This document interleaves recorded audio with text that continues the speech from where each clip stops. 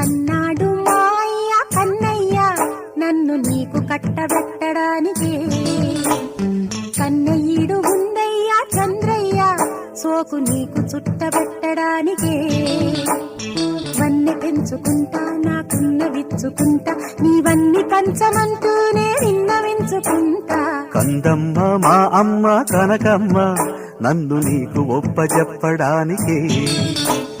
కాదన్న ఆ బ్రహ్మ ఓ బొమ్మ నిన్ను కట్టుకోక తప్పదందుకే.